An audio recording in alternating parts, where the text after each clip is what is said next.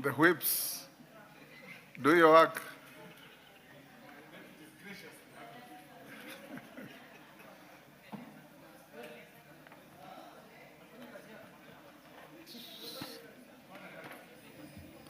Well, the prayer has been said and the chair taken.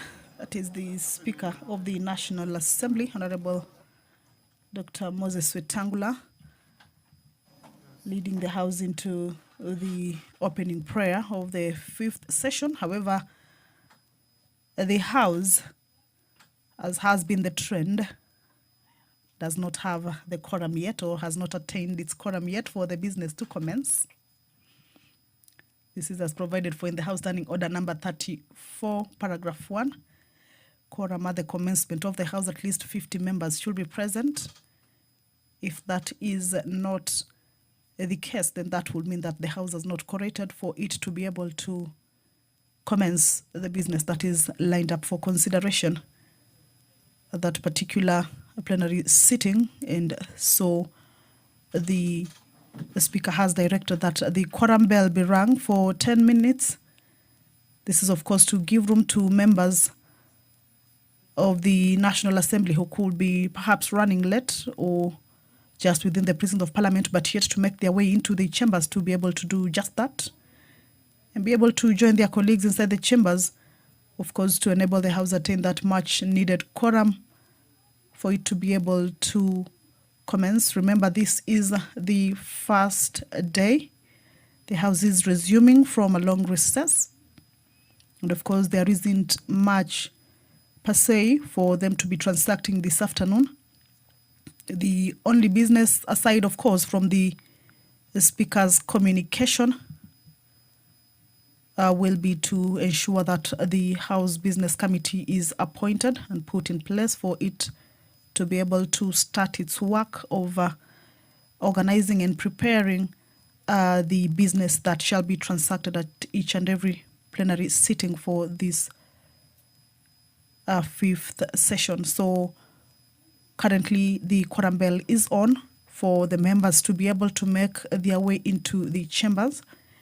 And once that quorum is attained, then without any further delay, the Speaker shall be communicating to the House, and the business that is lined up for consideration shall therefore kick off. I can see the Speaker has put on his mic. I believe the quorum has been attained. Allow me to hand you over. Order number 1, administration of oath. Order number 2, communication from the chair. Members on their feet, take your seats.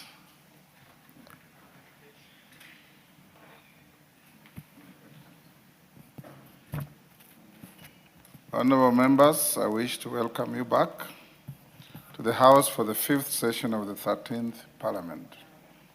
I trust you had a restful holiday break with your families and friends, and that you also took the opportunity to engage with constituents on key development matters.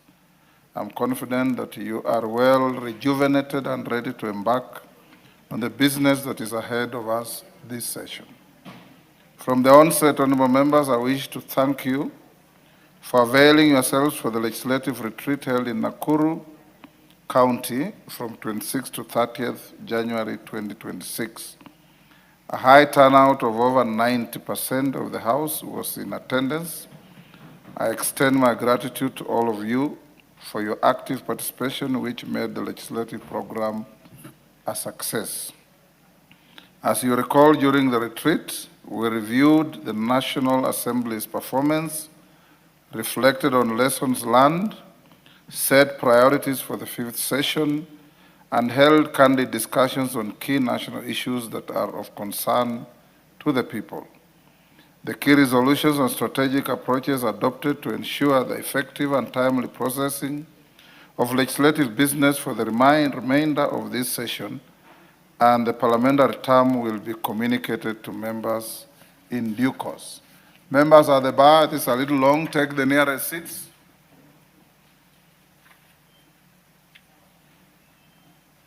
Asinyen, the nearest seats. Thank you. Further, the retreat agreed on several sector-specific resolutions, including matters relating to national security. Accordingly, it was agreed that the Cabinet Secretary for Interior and National Administration shall appear before the House in a Speaker's Kamkunji on Thursday, 12th February 2026, at 10 a.m. to brief members on the state of security. That is day after tomorrow. With respect to the education sector, you recall that we agreed that the Departmental Committee on Education shall undertake continuous oversight of implementation of the agreed measures on financing, infrastructure, staffing, enforcement, and equity in the education sector. The committee will also be required to obtain periodic progress reports from the Ministry of Education to ensure sustained accountability and follow-through. Having said that, honorable members, as the fifth session gets underway, I wish to remind the House that in accordance with the provisions of the standing orders, business that was not concluded at the end of the fourth session has lapsed. This includes any pending motions, statements, questions, and certain bills. As such, any committee or individual member wishing to introduce any lapsed business is advised to do so in accordance with the procedures laid down in the standing orders and our parliamentary practice. Members who may not be clear on the procedure are advised to visit the table office for assistance. Honorable members, in regard to the lapsing of bills, you will recall that on Tuesday, 2nd December 2025, the House passed a procedural motion exempting 22 bills from lapsing during the period of the fourth and fifth sessions. The bills that were saved are, members at the bar, take the nearest seats.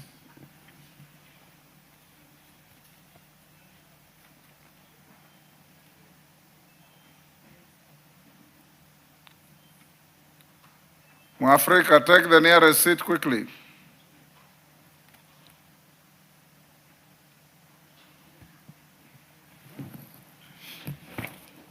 The bills that were saved are the Political Parties Amendment Bill, National Assembly Bill number 35 of 2022, the Petitions to Parliament Procedure Amendment Bill, National Assembly Bill number 51 of 2022, the Cancer Prevention and Control Amendment Bill, National Assembly Bill number 19 of 2023, the Fisheries Management and Development Bill, National Assembly Bill number 29 of 2023, the Kenya Roads Amendment Bill, National Assembly Bill number 34 of 2023, the National Transport and Safety Authority Amendment Bill, National Assembly Bill number 36 of 2023, the Meteorology Bill, National Assembly Bill number 37 of 2023, the Universities Amendment Bill, National Assembly Bill number 38 of 2023, the Mining Amendment Bill, National Assembly Bill number 51 of 2023, the Employment Amendment Bill, National Assembly Bill number 62 of 2023, the Universities Amendment number 3 Bill, National Assembly Bill number 64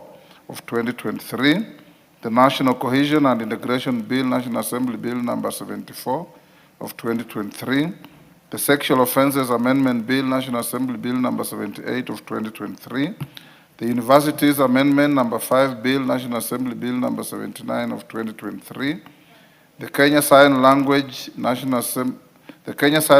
Bill, National Assembly Bill number 1 of 2024, the Public Finance Management Amendment Bill, National Assembly Bill number 2 of 2024, the Universities Amendment Bill, National Assembly Bill number 16 of 2024, the Public Relations and Communication Management Bill, National Assembly Bill number 17 of 2024, the Kenya Roads Board number 2 Amendment Bill, National Assembly Bill number 20 of 2024, the National Transport and Safety Authority Amendment Bill, National Assembly Bill number 24 of 2024, the Pensions Amendment Bill, National Assembly Bill number 25 of 2024, and the Environmental Professionals Institute of Kenya Bill, National Assembly Bill number 36 of 2024. Honourable members, with regard to questions, any questions that had not been transmitted to the respective ministries and not received a response by the end of the session have lapsed. However, if any member still wishes to obtain a formal response, the member is advised to visit the questions office to formally indicate their interest in obtaining a response. This must be done by close of business on Thursday, 19th February 2026, to enable the leader of the majority party to prioritize questions when scheduling the appearance of cabinet secretaries before the House. Any questions that have not yet been transmitted to the ministries, constitutional commissions, and independent offices have also lapsed. Members are, however, still at liberty to file them afresh if they so wish. Honorable members, as we commence this session, I wish to remind the House of the need to reconstitute the Powers and Privileges Committee and the Member Services and Facilities Committee, whose terms lapsed at the end of every session. I urge the leadership to expedite this process to ensure these committees are promptly reconstituted and able to continue overseeing matters relating to members' privileges, welfare, and services. Additionally, the Committee on Selection is reminded to hasten the process of placing our new members into various committees to enable their full participation in matters of representation, legislation, and oversight. As we settle into the new session, I urge all members to update their biodata with the Office of the Clerk at the earliest convenience in order for it to be accurately captured in the records of the House and on the website. Honorable members, on a related note, allow me to mention an important development that occurred during the recess period. Several members of this House were conferred state honors by His Excellency the President during the second Jamhuri Day celebrations. These national honors were awarded in recognition of their distinguished service to the nation in various capacities. The following members were conferred the honors of Chief of the Order of the Burning Spear, CBS: the Honorable Mark Mwenje MP, the Honorable Dr. Tienda Molo, Senior Council MP, the Honorable Fabian Mule MP, the Honorable John Waluke MP, the Honorable John Kirago MP, the Honorable Ivo Bara MP, the Honorable Bernard Shinal MP, the Honorable Marwa Kitayama MP, the Honorable Rindikiri Murithania MP, the Honorable Samuel Atand MP, the Honorable William Kamkete MP, the Honorable James Omashukuru MP, the Honorable Gertrude Mbeyu MP, the Honorable Didmas Barasa MP, the Honorable Jackson Kosgei MP, the Honorable Charles Kamren MP, the Honorable Tindi Mwale MP, the Honorable Rosa Bui MP, the Honorable Kazim Tandaza MP, the Honorable Dido Raso MP, the Honorable Brighton Yegon MP, the Honorable Simon Kingara MP, the Honorable Major Retired Bashir Sheikh MP, the Honorable Sarah Korere MP, the Honorable Ferdinand Wanyonyi MP, the Honorable Lisa Chelule MP, the Honorable Patrick Munene MP, the Honorable Hilary Kosgei MP, the Honorable Rahim Dawood MP, the Honorable Robert Gishim MP, the Honorable Alpha Miruka MP, the Honorable Naisula Lesuda MP, the Honorable Christine Ombaka MP, the Honorable Lemanken Aramat MP, the Honorable Fred Kapondi MP. Members at the bar, take the nearest seats.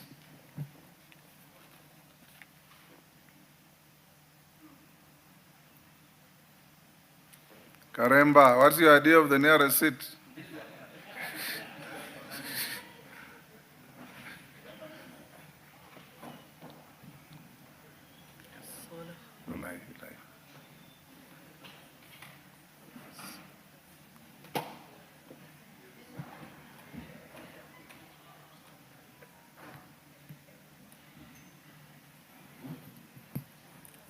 Member, quickly take the nearest seat. Honorable members, let us take a moment to congratulate them on this well-deserved recognition alongside several members of staff, including our directors of Legislative and Procedural Services, Mr. Kipkemoy Arap Kirui, Legal Services, Mrs. Vena Kama, and Departmental Committee Services, Mr. Peter Chemweno, who were awarded the Order of the Grand Warrior of Kenya, OGW, for their commendable service to the nation.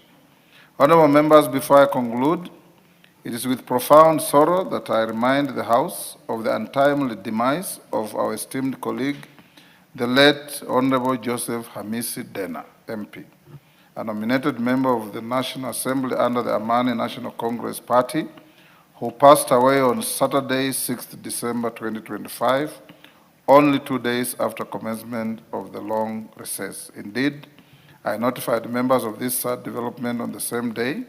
The late Honorable Miss Dena was interred on Saturday, 13th December 2025 in Kwale, where yours truly and several other members attended.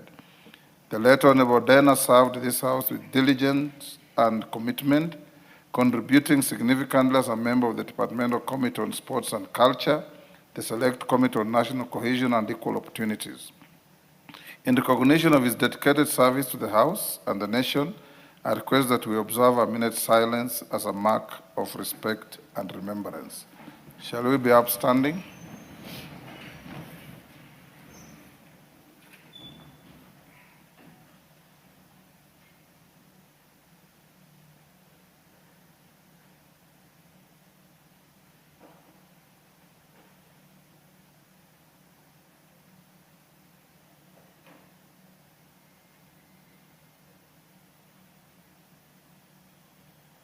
May his soul rest in eternal peace.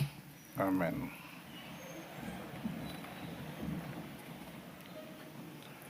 With respect to the NGCDF, honorable members, as you are aware, the Court of Appeal delivered judgment on the constitutionality of the NGCDF Act 2015 on Friday last week. In its decision, the court upheld all the provisions of the Act except one subsection which ties the term of the NGCDF manager to the term of Parliament. We celebrate the decision of the 3 judges of the Court of Appeal to side with the people and their representatives. As I have reiterated time and again, honorable members, NGCDF remains the most impactful national intervention on the lives of the common wananchi since independence. I commend the work of the House Legislative Caucus that is ably co-chaired by the Honorable Tienda Molo Senior Counsel and the Honorable Samuel Chepkonga. With the support of our Directorate of Litigation and Compliance, the team painted the true picture of the NGCDF to the courts and faithfully told our story. We are grateful for your selfless services to the House. I'm informed that a notice of appeal has now been lodged in the matter. As it proceeds to the Supreme Court, I remain confident that our litigation team shall steadfastly defend this second appeal and again persuade the bench on the constitutionality of the fund. In the meantime, I urge members to be measured in their comments as the matter pens final resolution.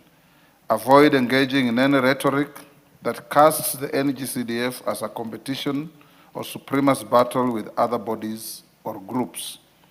Conscious that the fund is a national government entity domiciled in the State Department for Economic Planning and managed by a statutory body, I advise that we focus our energies on allowing the fund to continue delivering its tangible benefits to the people of Kenya. Finally, honorable members, as we embark on the 5th session, I am confident that the House will continue to build on its commendable performance in consideration of key legislative business and other crucial committee business. Let us remain committed to serving the people of Kenya with diligence, integrity, and efficiency.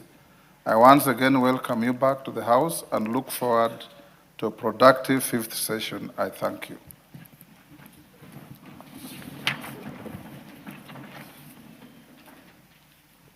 Next.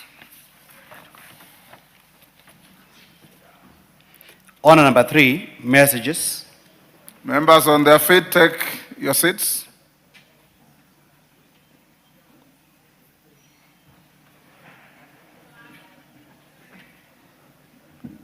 Take your seats.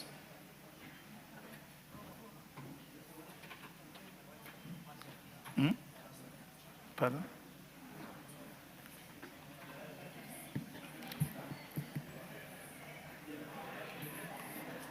Order, Mary Maingi, take your seat.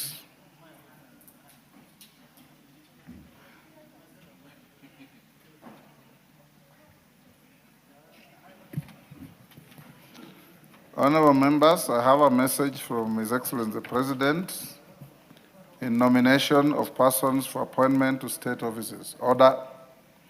Honorable members, pursuant to the provisions of Standing Order 42.1, I wish to report to the House that I have received 2 messages from His Excellency the President seeking approval of persons nominated for appointment to specific state offices. In the first message, His Excellency the President conveys that in exercise of the powers conferred on him by the provisions of Article 1322E of the Constitution, as read together with Sections 22 and 22(2)A of the Foreign Service Act, Cap 185E, he has nominated Canon Dr. Ida Betty Odinga, EGH, for appointment as a permanent representative of the Republic of Kenya to the United Nations Environmental Program, UNEP.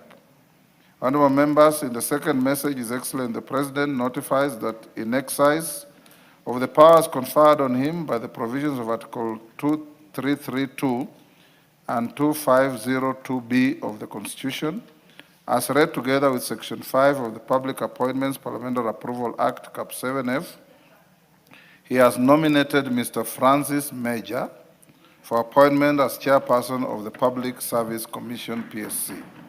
Honorable members, the President now seeks the approval of the National Assembly on the appointment of the 2 distinguished nominees to their respective offices. Honorable members, Standing Order 45 provides that upon receipt of notification of nomination for appointment, such nomination shall stand committed to the relevant departmental committee for consideration.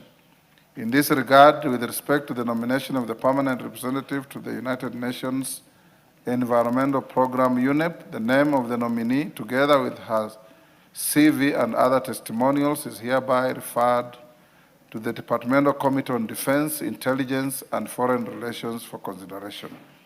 With respect to the nominee for appointment as the chairperson of the Public Service Commission, the name of the nominee, together with his CV and other testimonials, is hereby referred to the Departmental Committee on Labor for consideration. Honorable members, it's important to note that the first schedule to the Public Service Commission Act, Cap 185, requires the National Assembly to consider the nominee for appointment to the Commission within 14 days, while the Foreign Service Act, Cap 185, does not provide any timelines. However, Section 8 of the Public Appointments Parliamentary Approval Act, Cap 7F, provides that the committee to which such a nomination is referred shall consider the matter and table a report in the House within 28 days. Accordingly, the approval process shall proceed in accordance with the provisions of the Public Appointments Parliamentary Approval Act to afford the 2 committees sufficient time to undertake the exercise. Honorable members, in this regard, the 2 departmental committees are expected to immediately commence the approval process, notify the nominees and the general public of the time and place for holding the approval hearings, and thereafter, upon conclusion, table their respective reports within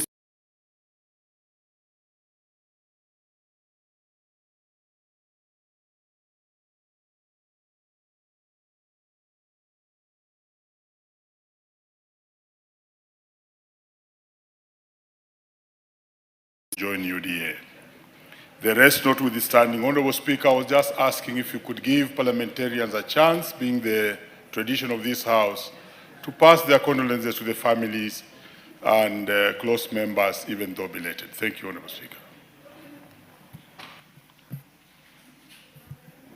The request is legitimate. Let me finish this other communication. Honorable members, I wish to introduce to you a delegation of 11 members of staff of the Department of Sergeant-at-Arms from the Parliament of Uganda.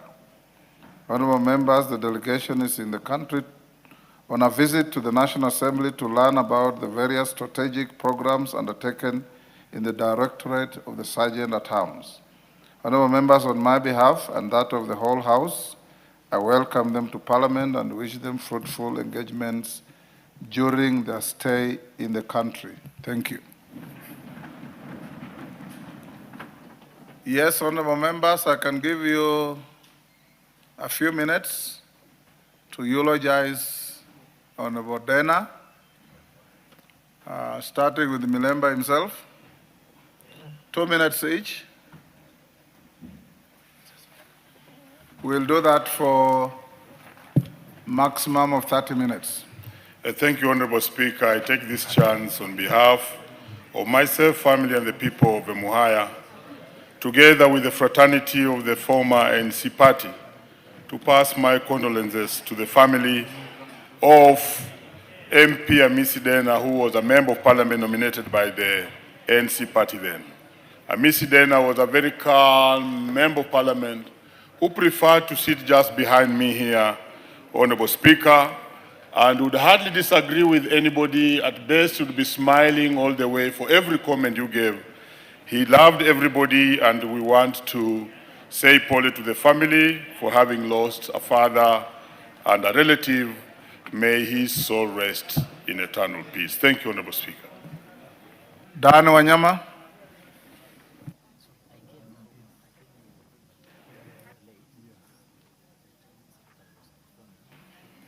Thank you, Mr. Speaker. I want to say Polly to the family of Hamisi Dena, who was a member of my Sports and Culture Committee.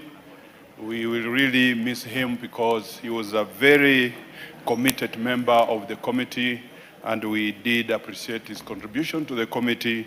So may his soul rest in peace. I thank you. Yes, Chonga.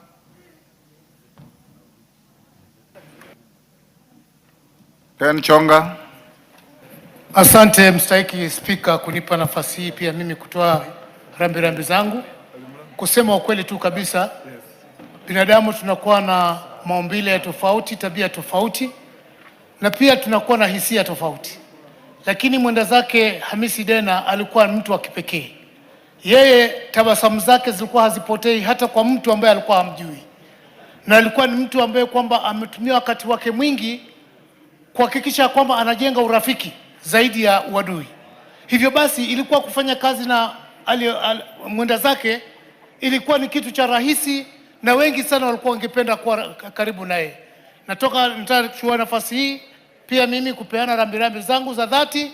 Mungu ailaze mahali ambapo Hamisi Dena alichagulia roho yake. Asante. Yes, Sora. Thank you very much, Honorable Speaker. Honorable Speaker, I also want to join my colleagues in condoling with the family of the late Honorable Hamisi Dena. Honorable Speaker, Honorable Dena had a special personality, very unique and very friendly. Honorable Speaker, my first encounter with the Honorable Dena, Honorable Speaker, I was actually doing my work of whipping, and I saw him, Honorable Speaker, somewhere having a meal. I hadn't known that he's a member of parliament because of his demeanor, the way he was quiet, engaging with everybody. And I whipped everybody that was there having lunch. And then one staff member told me, you've left a honorable member seated at that particular corner. Honorable Speaker, even having been directed where the Honorable Dena was seated, I still couldn't trace a member of parliament there because I didn't know him. Yet he had actually been in this house, Honorable Speaker, for about 6 months, Honorable Speaker. It was quite funny and, embarrassing to me, Honorable Speaker. That special demeanor, Honorable Speaker, eventually, of course, we became close friends and bonded and engaged in several activities, Honorable Speaker. And it's quite unfortunate that he passed on abruptly, without really any suffering from any disease that we knew of, Honorable Speaker. And this house really has lost a gentleman. I would call him, Honorable Speaker, in this 13th Parliament, Honorable Dena was the gentleman of the 13th Parliament. May his soul rest in eternal peace. Yes, Mayaka. Thank you, Honorable Speaker. I also take this opportunity to give my condolences for the Honorable Hamisi Dena, who was with us in the nominated members caucus. We served previously in the Committee of National Cohesion with him. Honorable Dena was one of those individuals, as everyone has said, who was very calm, very peaceful. He had a very rich background in terms of experience of different places that he had worked in, including IBC and he was a very fatherly figure to some of us who he interacted with closely. So on behalf of my family, the nominated members caucus, and the people of Nyamira, I express my condolences to his family on the demise of Honorable Dena. May his soul rest in peace. Thank you.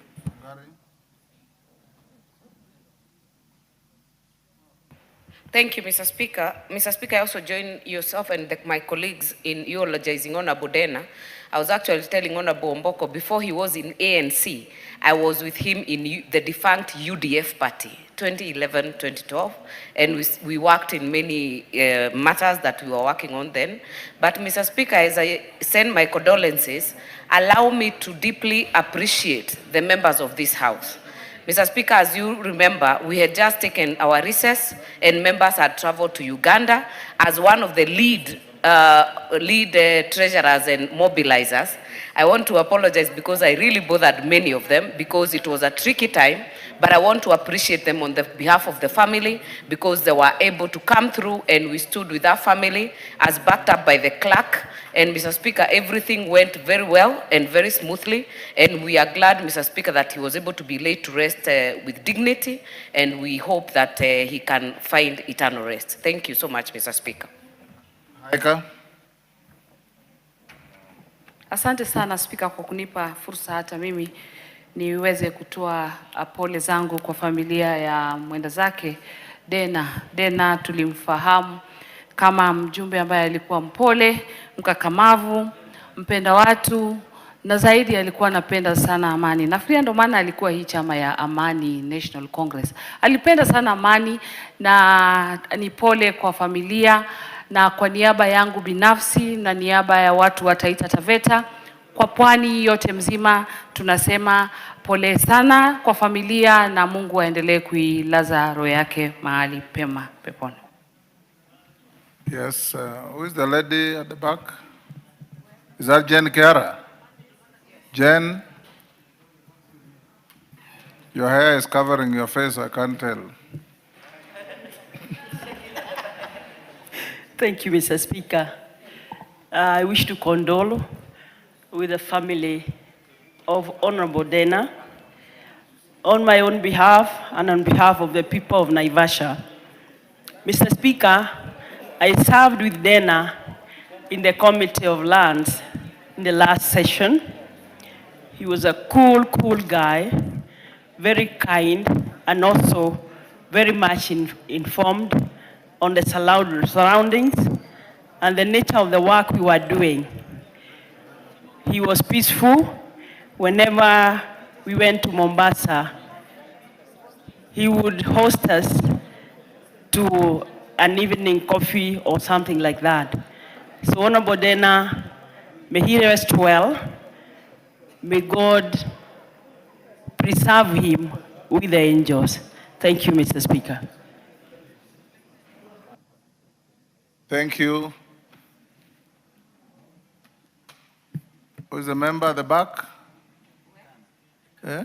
Ikana, Fred Ikana. There's a light behind you, I couldn't quite tell. Thank you. Asante sana Mheshimiwa Spika kunipa fursa hii kuomboleza pamoja na wenzangu na kupeana rambirambi zangu kwa jamii na marafiki wa ndugu yetu Dena Hamisi. Jinsi unavyojua Mheshimiwa Spika, Dena Hamisi tulikuwa naye na ufahamu na utendakazi wa karibu sana. Kando na kuwa mwanachama mwenza katika kilichokuwa chama cha ANC, pia nilipata nafasi ya kuhudumu naye katika kamati ya uwiano wa kitaifa ya National Cohesion. Na ninakubaliana na wenzangu kwamba Mheshimiwa Dena amewacha alama ambayo haiwezi sahaulika katika nchi hii yetu tukufu. Naomba Mwenyezi Mungu aiweke roho yake mahali pema peponi na pia azidi kuwaruzuku na kuwatia nguvu jamii na wale wote ambao waliweza kujuana naye na kushirikiana kwa mambo tofauti hapa duniani. Asante Mheshimiwa Spika. Yes, Mwalimu Kombe. Asante Mheshimiwa Spika kwa kunipatia nafasi hii nipate kujiunga na wenzangu kutoa rambirambi kwa jamaa na marafiki wa mwenda zake Hamisi Dena. Hamisi Dena alikuwa rafiki wa karibu sana, na nitamkumbuka kwa nyenendo zake na ucheshi wake. Sikumbuki kuona hata siku moja kwamba amekasirika.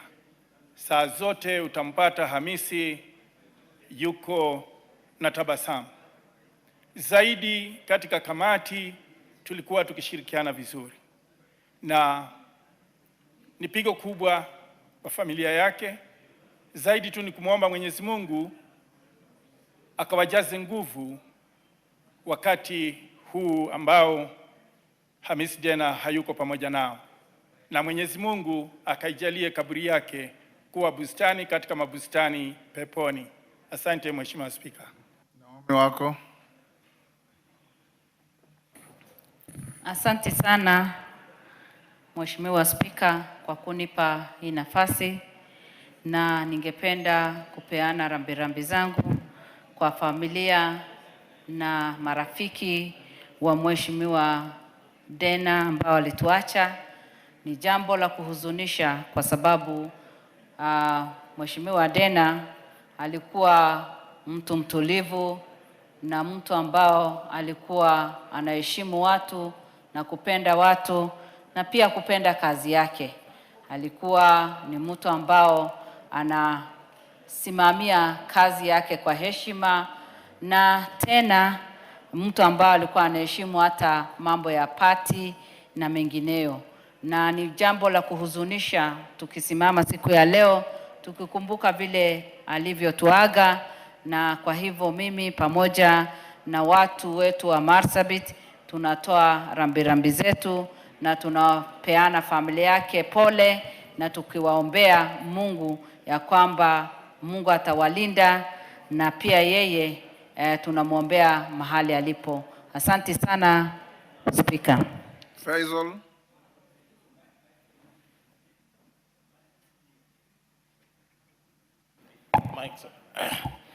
Asante sana Mheshimiwa Spika, nami niungane na wenzangu kupeana rambirambi na pole zangu kwa familia na jamii mzima ya Mazeras kwa kumpoteza Mheshimiwa Hamisi Dena. Mheshimiwa Hamisi Dena alikuwa ni kiongozi mpole, alikuwa ni kiongozi msikivu, na alikuwa ni kiongozi aliyependa kushirikiana na wenzake. Mheshimiwa Dena alijitolea sana, hususan kwa mambo ambayo yalikuwa yakiongelelewa ya kaunti ya Kwale na jimbo zima la Pwani. Ni kiongozi alikuwa anapeana ushirikiano kikamilifu, alijitolea kwa hali na mali. Sisi kama wajumbe wa Kwale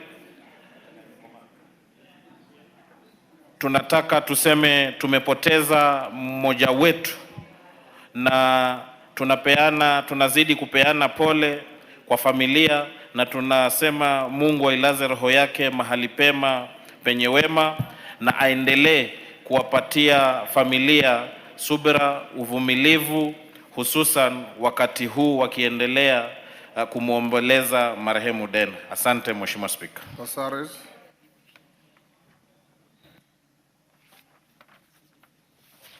Thank you, Mr. Speaker. Mr. Speaker, death never gives notice. And, you know, when we broke for the recess, we all thought that we'll go have our beautiful Christmas, New Year, and see each other in January. But that was not so for our colleague, Honorable Joseph Hamisi Dena. I feel for his family because I'm sure their Christmas will be one that they'll never forget. But I want to pray that they will find strength and continuity in their lives.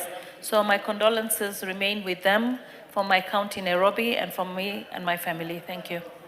Dagala.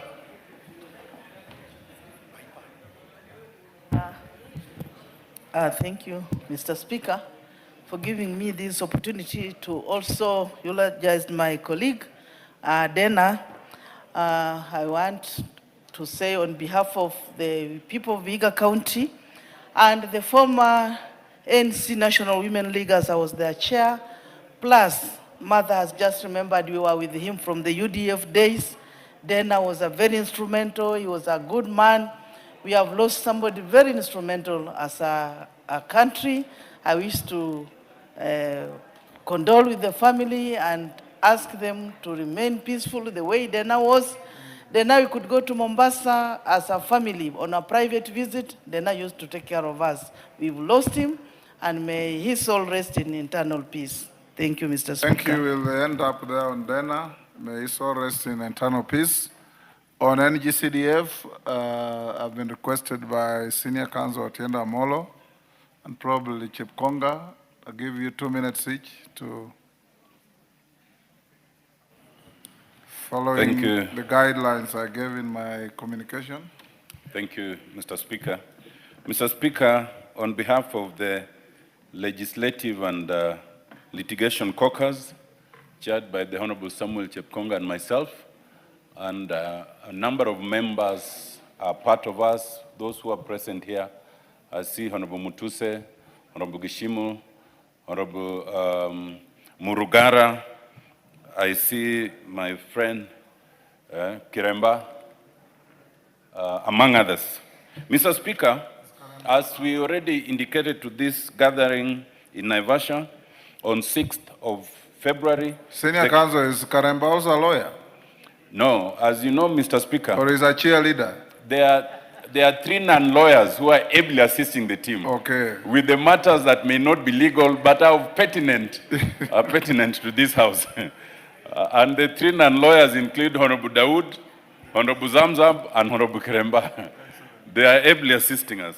Mr. Speaker, on 6th of February, the Court of Appeal gave a very well-reasoned and solid judgment delivered by the President, Justice Musinga, together with Justice Tuyot and Justice Mushelule, in 63 pages. Mr. Speaker, as the caucus, we've taken the time to synthesize it into just 2 pages, which we've shared on the wall, for members who do not want to read too much legalese. Mr. Speaker, we want to say very briefly, first, there are certain points we had raised before the High Court and later before the Court of Appeal, but in which we were not successful in the High Court.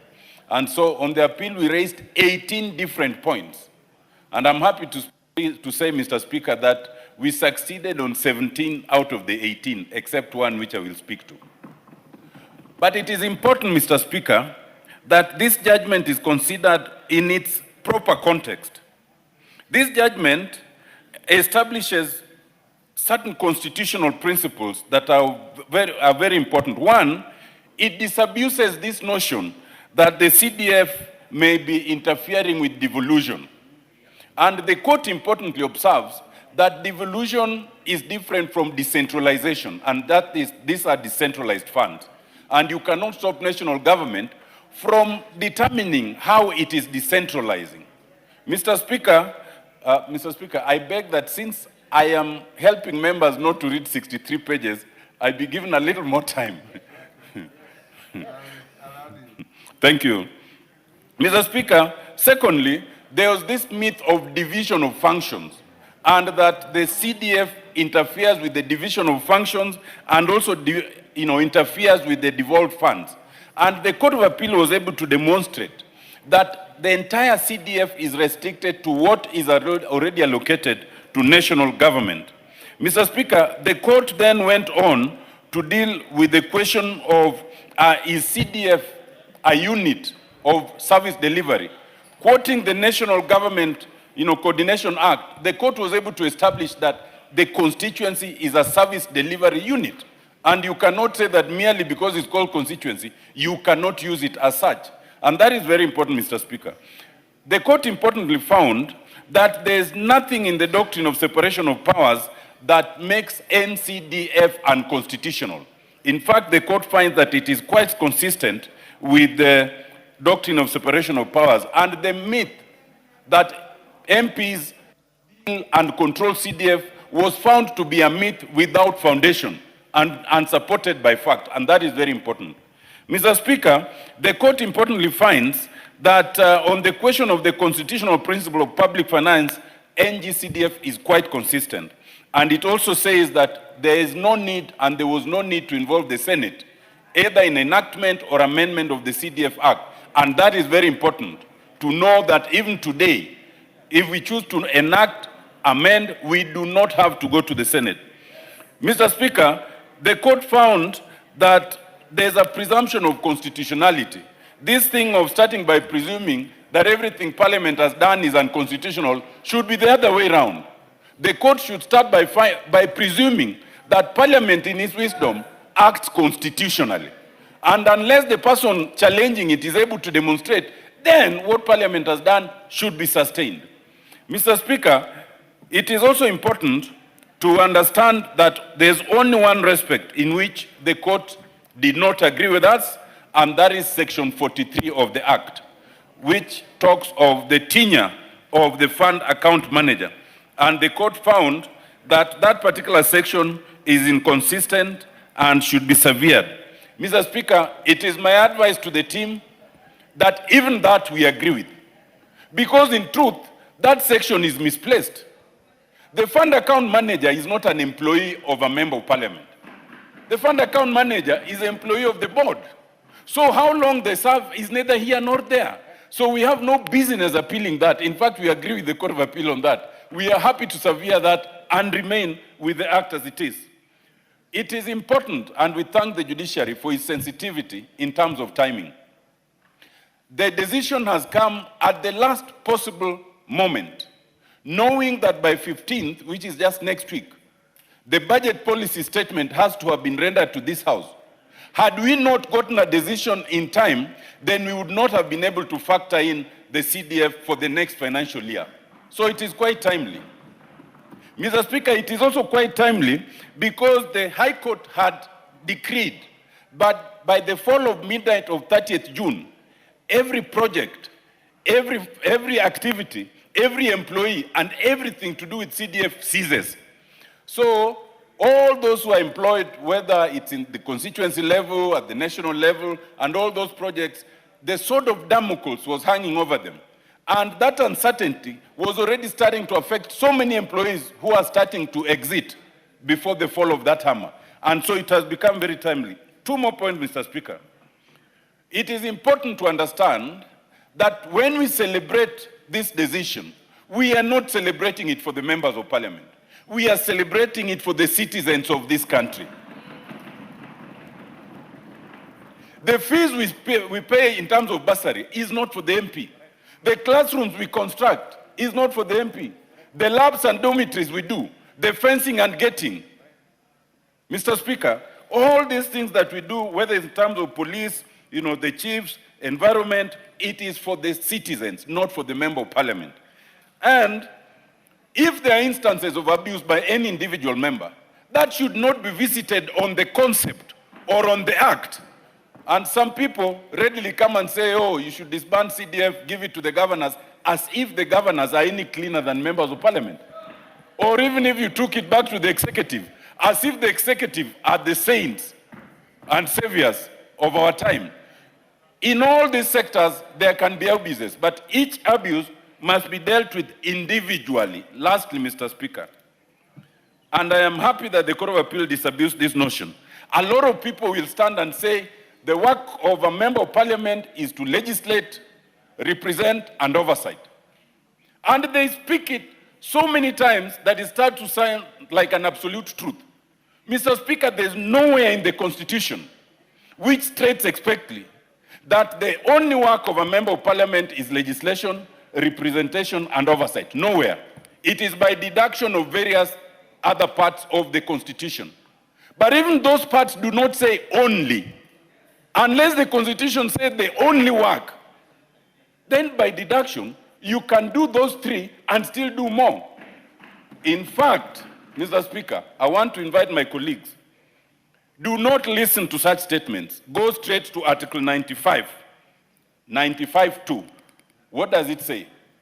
The work of the National Assembly is to discuss and resolve matters of concern to the citizens. The key word is resolve. If in your village, what is the biggest problem is a mudslide, then you are required to find a way of resolving it. If in your village it is death and people want to give people decent burial, it is part of your work to represent and resolve it. If in your village it is roads, although it's not in our mandate, you must find a way of resolving those issues of roads, of floods. In some instances, it gets to ridiculous levels. Even those who are going to pay dowry want you to help them resolve how to marry. And when they want to claim that dowry, they also want you to help claim. And if that is what concerns them, it is your duty. Those very people who are telling you it's not your work,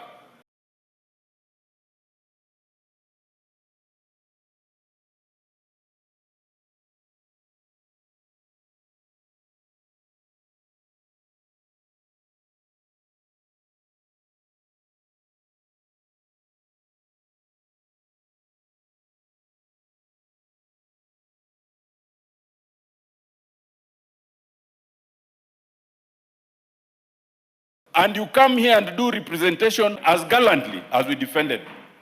We bear no ill will with the High Court that did not agree with us, because that is the nature of the law. I urge our colleagues to embrace this finding, to be confident and not to fear, to avoid vilification, but to focus on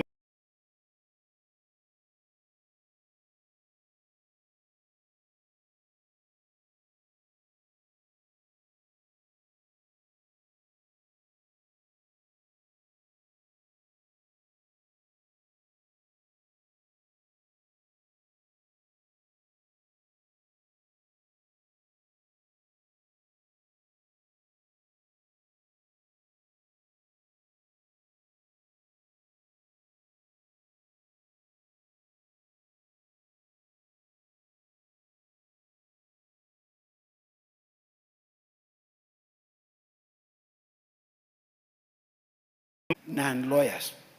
And the reason why they are there, a certain dictum of the law that says you must have reasonable bystanders. So Nebo Karemba is one of the reasonable bystanders in the committee. And in fact, he agrees with us that those other Bush lawyers were not correct. That in fact, the lawyers in this house were the correct ones, Mr. Speaker. Mr. Speaker, you know, just to add just 1, 2, or 3 things to what Honorable Tienda Mola has just said. The Supreme Court was very clear on the question as to whether this law concerns counties. Mr. Speaker, they came out very clearly. They said the NGCDF does not concern counties. Mr. Speaker, this matter was brought to the lawyers on the other side. Argument that says this matter does not concern counties. They said nothing, Mr. Speaker. That is the reason why the Court of Appeal did not hesitate in giving judgment as it did, Mr. Speaker. So I'm wondering when they go to the Court of Appeal, because that is one of their very important points, that this Supreme Court, that this matter concerns counties, Mr. Speaker. I don't know what they are going to say. Number 2, on the question of separation of powers, Mr. Speaker. Some of us have visited the Congress in the US, which they say it is at the apex of democracy. And that is the best presidential system that we know globally, Mr. Speaker. Mr. Speaker, the speaker there, like yourself, sometimes gives a member of parliament money, physically, to go and resolve issues that are of concern to his people in his constituency. Mr. Speaker, you don't give us cash money. This is money that is resident in the Ministry of Planning. And it follows a certain pattern of law, Mr. Speaker. So when we hear people saying, oh, the members of parliament... You should clarify that the speaker gives state money, not his money. No, oh, sorry. Yes. But it's also not a bad idea if you can give us state money. They give state money, Mr. Speaker, which is allocated to the Speaker's office. Mr. Speaker, and that is the best presidential system that is known. And as you know, Mr. Speaker, we borrowed a lot from the US Constitution. And so anybody who proposed to say that there is a pure separation of power, I don't know where they must be in a dream world. If there is indeed a pure separation of power, Mr. Speaker, when I was the chairman of Justice and Legal Affairs, the question that we asked the judiciary one time, if that is true, then it means construction of courts should be taken to the Ministry of Public Works. But it is the construction of courts is performed by the judiciary itself, Mr. Speaker. That is not a judgment they are writing. That is a work that is done on behalf of the executive, Mr. Speaker. So when somebody talks about pure separation of power, it is just a misunderstanding. And that misunderstanding will be cleared to them as a finality at the Supreme Court, Mr. Speaker. The other one that there has been a misunderstanding, Mr. Speaker, is when they see us participating in public forums, when the NGCDF committees go around our constituencies. We sit there as part of the members of the public. And we just present very ably the issues that are of concern to the people, that there is a problem. Persuaded by what we tell them, Mr. Speaker. We tell them that this child needs school fees because these are very poor, these are orphans. Mr. Speaker, and they agree with us because we have put it in the best way that we know. So the issue that we are dishing out bursaries is a misunderstanding because they also don't listen to the full story. If they listen to the full story from my Napo constituency, they will see me talking about students who are from the poor background. Please consider them. And they are considered, Mr. Speaker. What is the problem with agreeing with a member of parliament? So, Mr. Speaker, I want to thank the members for standing with us, and particularly the members of the caucus. One of them is Honorable Kishimu here, who is my vice chair. He was recently drafted, but he's a very intelligent man also, Mr. Speaker. You listen to his plea, and he has joined us, and he's also very happy that we won. So, Mr. Speaker, we will defend with all the energy and the abilities that we have.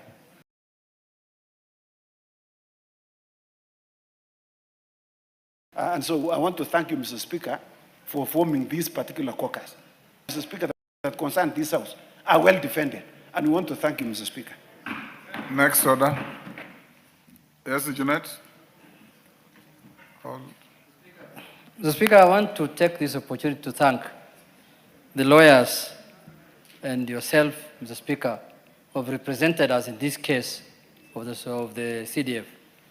Mr. Speaker, the lawyers have proved here very well that they are learned and we are illiterate, but we are happy because we are all benefiting from their knowledge. You remember, after the new constitution, for those of us who are here in the 11th, 12th, and now 13th Parliament, this issue of CDF has been a big problem. Actually, there were two constitutional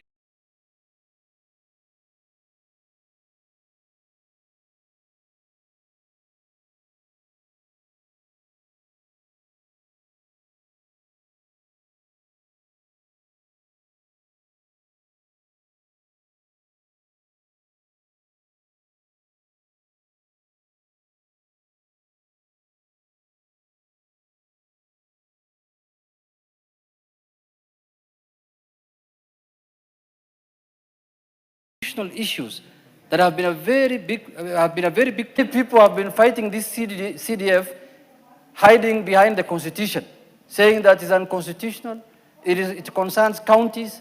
I don't know what, even our brothers in the Senate were not happy that we have CDF in the national, supporting also the counties, that this thing is unconstitutional. So, Mr. Speaker, I want to take this opportunity to thank the judiciary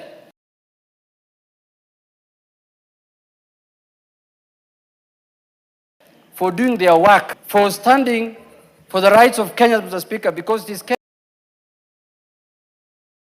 Kenyans who benefit from this CDF, Mr. Speaker. So with those few remarks, Mr. Speaker, I'm not sure, I'm not the lawyer, I'm one of the bystanders. I don't see this case succeeding in the Supreme Court because, Mr. Speaker, the Supreme Court, the Court of Appeal, has given a very detailed judgment on this matter, Mr. Speaker, and anyone who's appealing is just wasting the court's time. Thank you, Mr. Speaker, and I congratulate. Thank you. Yes, Hassan. Hassan of Kamkunji, is that you? Yes. Thank you, Mr. Speaker, and I wanted to also join my fellow members for congratulating the team, the legal team that represented us, vindicated us.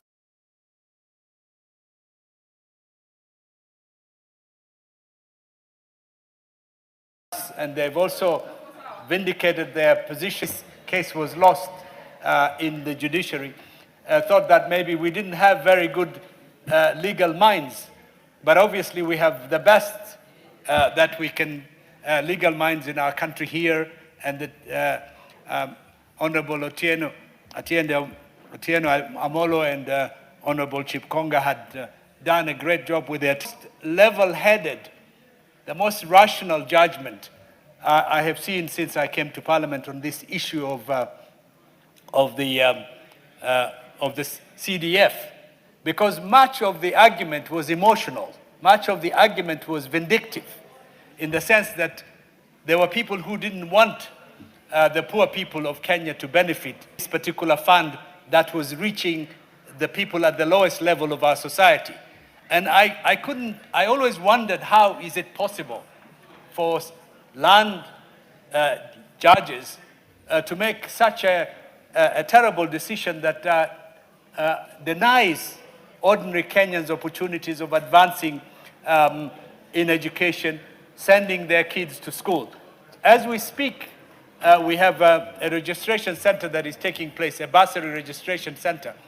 And when you look at the line of people who are coming, who are hungry to take their kids to school, who consider education important, but don't have the means to take their children to school, the CDF gives them a lifeline.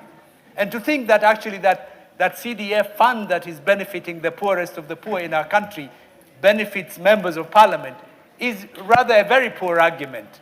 And I think this is a very good judgment. I once again say, hongera to our colleagues, well done. It's a victory for the poor people of Kenya.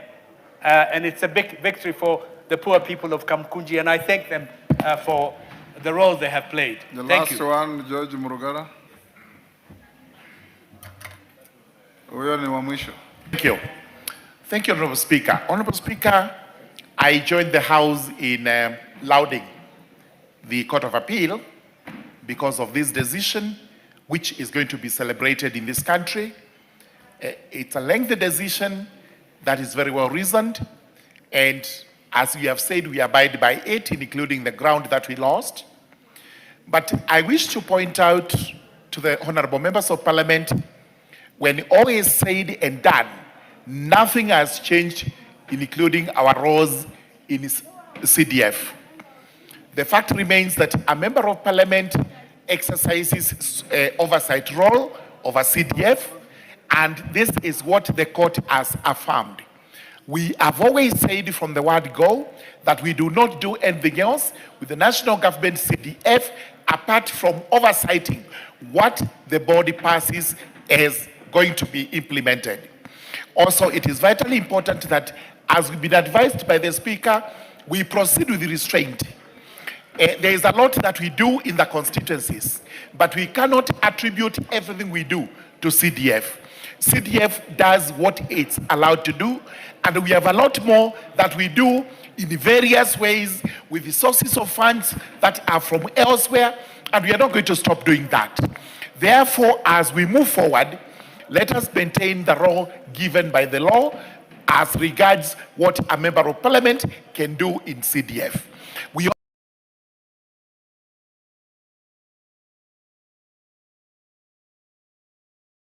also allow the Supreme Court, because it has who are saying they are going to the Supreme Court. They will be meeting us there, and we will actually be advancing the same argument that NGCDF has nothing to do with the county governments, the governors, or any that money out there. Thank you very much, Honorable Speaker.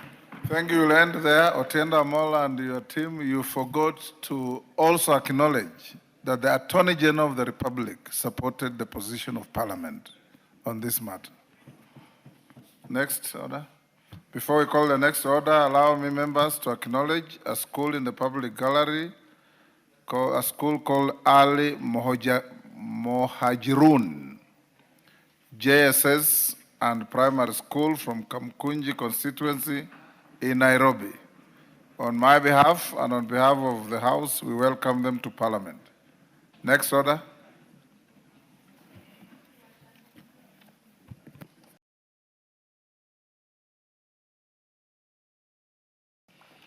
Order number 4, petitions. Order number 5. Majority Leader. Honorable Speaker, I beg to lay the following papers on the table of the House today, Tuesday, 10th February 2026.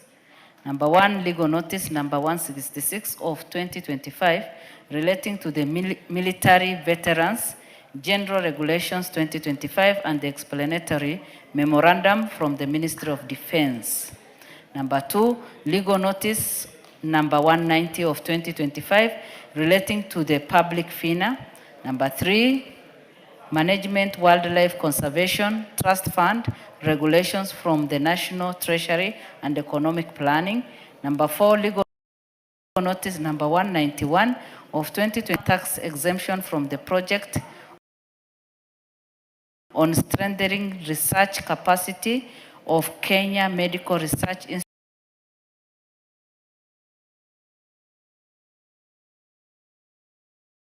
Institute, KEMRI, and the explanatory memorandum of 2025 relating to energy, biofuels, regulations 2025, regulatory impact statement, public notices, inviting comments on regulations and the explanatory memorandum from the mining of energy and petroleum.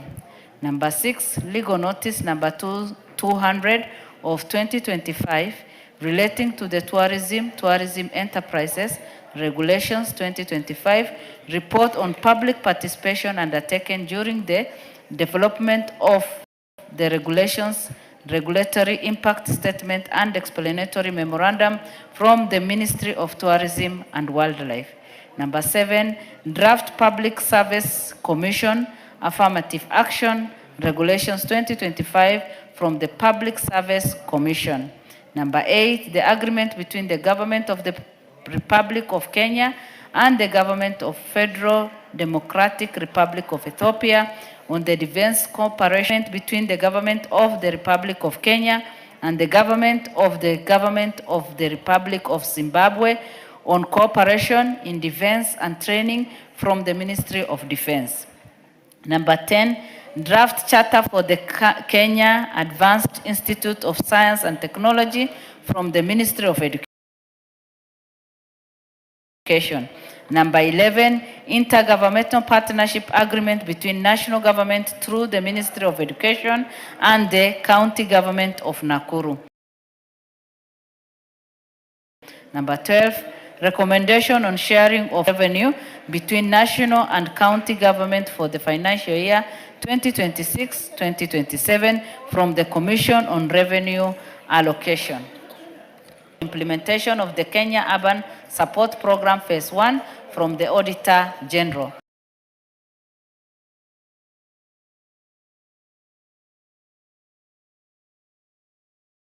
Number 14, Auditor General's report on consideration of the report of the Auditor General on the financial statement of 9 funds.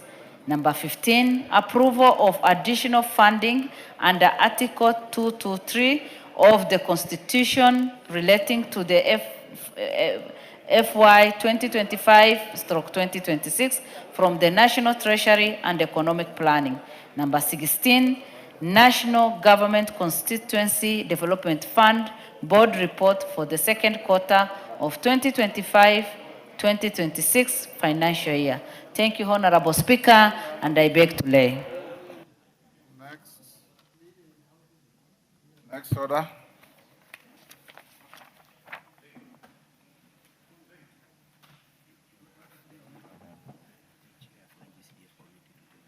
Musa Sirma is he in the house. Point of order, Speaker. Yes, Elachi. He has given me permission to just lay the paper for him. Go ahead. Honorable Speaker, I beg to lay the following paper on the table of the House today, Tuesday, the 10th February 2026. Status update on the disbursement of funds and submission of project proposals for the National Government Constituency Development Fund Board for the financial year of 2025-2026. Thank you, Mr. Speaker. Thank you. Next. Order number 6, notices of motion. Order number 7, questions and statements. Order number 8, motion, appointment of members to the House Business Committee. Majority Leader, Junet. Mr. Speaker, I beg to move the following motion on appointment of members of the House to the House Business Committee. That pursuant to the provisions of Standing Order 17.1.1F, this House approves the appointment of the following members to the House Business Committee in addition to those specified under paragraph A, B, C, D, and E. 1, the Honorable Robert Mbui, MP, the Honorable Adan Welia Kainan, MP, the Honorable Omboko Milema, MP, Honorable Faith Wairimu Gitau, MP, the Honorable Samuel Chepkonga, MP, the Honorable Tom Joseph Francis Kajuang, MP, the Honorable Sarah Polata Korere, MP, the Honorable Joshua Mwalio, MP, the Honorable Mulkhair Kasim Sheikh, MP. Thank you, Mr. Speaker. The Majority Leader. I request the Majority Leader to second. Thank you, Honorable Speaker, and let me thank the Leader of Minority for moving this motion for appointment of members to the House Business Committee. Honorable Speaker, as members do understand, at the beginning of every year we have to do this. It's customary, and the members of the House Business Committee dedicate a lot of their time every week on Tuesdays from 11 a.m.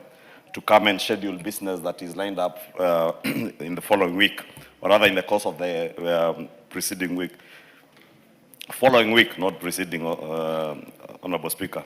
Therefore, Honorable Speaker, since many of these members have done a splendid job over the last year, we have, in both coalitions, agreed to maintain the same members within the House Business Committee to ensure that there is continuity in the committee. And Honorable Speaker, as you said in your communication, is an opportunity now for those who may want to revive the bills that had, and motions that may have lapsed, but were saved by our standing orders to now do what you have been advised by the Speaker, so that as we meet for the House Business Committee beginning next week, to be able to prioritize your bills for consideration. Equally, Honorable Speaker, as you indicated, up to the 19th of February, those who had questions and statements that they had sought that lapsed at the end of the last session can refile those questions and statements so that we are able to schedule the Cabinet Secretaries that will be coming to answer those questions. Thank you, Honorable Speaker, and allow me to take this opportunity. Allow me to second and also to take this opportunity to welcome all members to this new session of the 13th Assembly, and also congratulate the Legislative Caucus team and our team of lawyers in the National Assembly, and those that supported us from outside Parliament for the great work that they did in rescuing or saving the NGCDF fund from the assault by those who may not understand the value of this fund to the people of Kenya and not to members of Parliament, Honorable Speaker. And also commend the court, the 3 judges of the Court of Appeal, for applying their minds and their intellect, and also being sensitive to the needs and aspirations of Kenyans in their development aspirations, and also conceding that this fund has a role that it plays in the development of our country and is not a threat to devolution in any way, and this fund is just for the benefit of many Kenyans across the entire country who depend on it to get to see children going to school, to construct classrooms. As the President has severally said, out of the 23,000 classrooms that have been built in the last 2 years, 30% of those classrooms have been done by NGCDF, and indeed is commendable by members of the 13th Assembly. Honorable Speaker, I thank you, and I second. Thank you. Members on their feet, take your seats. Nguna. Honourable members, I now propose the question at order number 8, which is that pursuant to the provisions of Standing Order 171-1F, this House approves the appointment of the following members to the House Business Committee in addition to those specified under paragraphs A, B, C, D, and E. The Honourable Robert Mbui, CBS MP, the Honourable Adan Wahilie Keinan, CBS MP, the Honourable Mboko Milemba, CBS MP, the Honourable Faith Wairimu Gitau, CBS MP, the Honourable Samuel K. Chepkonga, CBS MP, the Honourable Tom Joseph Francis Kajwang, CBS MP, the Honourable Sarah Paulata Korere, CBS MP, the Honourable Joshua Mbithi Mwalio MP, the Honourable Umul Khair Kazim Sheikh MP. Do I put the question? I'll now put the question. And once I put the question, honourable members, the House will adjourn, and members whom you approve, if you vote in the affirmative, you proceed to room 9 immediately for House Business Committee to define the business of the House from tomorrow going forward. I now put the question, which is that pursuant to the provisions of Standing Order 171-1F, this House approves the appointment of the following members to the House Business Committee in addition to those specified under paragraphs A, B, C, D, and E. The Honourable Robert Mbui, CBS MP, the Honourable Adan Wahilie Keinan, CBS MP, the Honourable Omboko Milemba, CBS MP, the Honourable Faith Wairimu Gitau, CBS MP, the Honourable Samuel K. Chepkonga, CBS MP, the Honourable Tom Joseph Francis Kajwang, CBS MP, the Honourable Sarah Paulata Korere, CBS MP, the Honourable Joshua Mbithi Mwalio MP, and the Honourable Umulkhair Kazim Sheikh MP. As members of that opinion say aye. Aye. Will those of the contrary opinion say nay?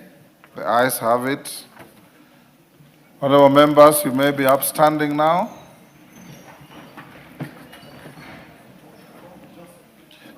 Honourable members, the House now stands adjourned until tomorrow, Wednesday, 11th February 2026 at 9:30 a.m.